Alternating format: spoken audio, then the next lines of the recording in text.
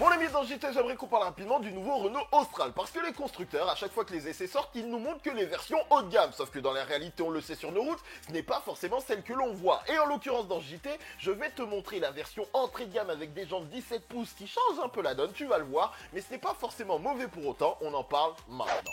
Alors déjà pour commencer mon ami, sache que mon essai complet du Renault Austral arrivera très probablement demain. Je lui parle très longuement de cette voiture qui est très intéressante et en même temps un petit peu complexe, mais très intéressante vraiment. Ça c'est pour demain. Ici dans JT, il faut qu'on se penche sur cette version sur laquelle je suis tombé durant les essais. Elle n'était pas cachée, mais elle était dans la rue et je suis tombé dessus et je me suis dit, c'est quand même très différent des versions haut de gamme que l'on a pu voir, mais pas inintéressant pour autant. Qu'est-ce qui change sur une version entrée de gamme? Parce que là, de ce que l'on peut voir sur le style extérieur, c'est une version équilibre qui vaut en France 33 400 €. Le truc intéressant, c'est que déjà, si on regarde la face avant, il n'y a pas tant de changements que ça. C'est-à-dire que, globalement, le caractère reste le même. On a la même calandre, on a la même signature lumineuse, même si on n'est pas forcément sur des matrix LED. Et du coup, ça garde un petit peu de style, de force visuelle, comme ils ont voulu essayer de le mettre sur le Renault Austral. Ce qui change, c'est le pare-choc qui, du coup, a un style différent d'une version iconique ou alpine, avec un truc un petit peu plus consensuel d'une certaine manière, même si les entrées d'air en partie basse et le sabot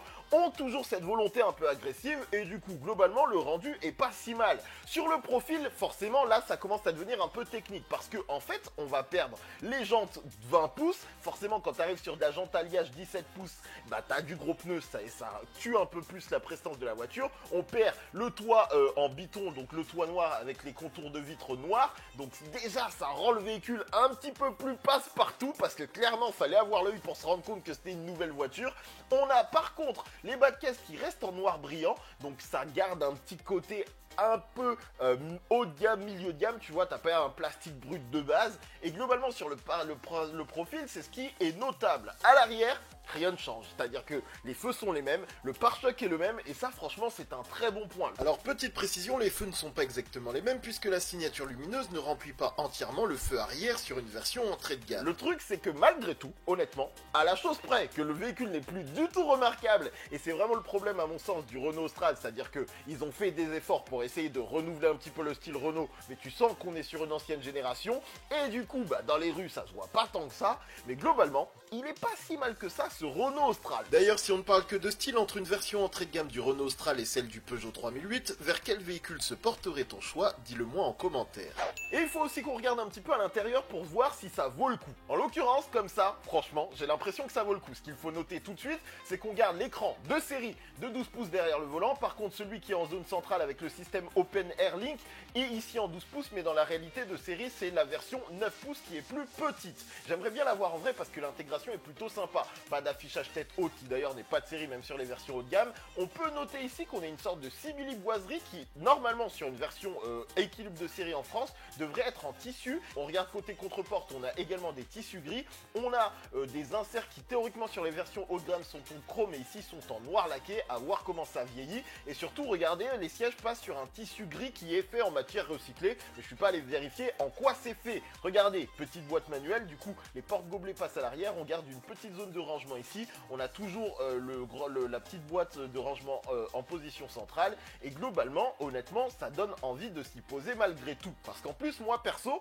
j'aime vraiment bien les sièges tissus parce que vous le savez, par exemple en été, c'est quand même plus agréable de se poser dans du tissu que dans un cuir et ou de devoir maintenir de l'Alcantara pour la version Esprit Alpine. Franchement, globalement, avec les tissus en plus, on a plus de lumière dans l'habitacle et je trouve que ça rend bien.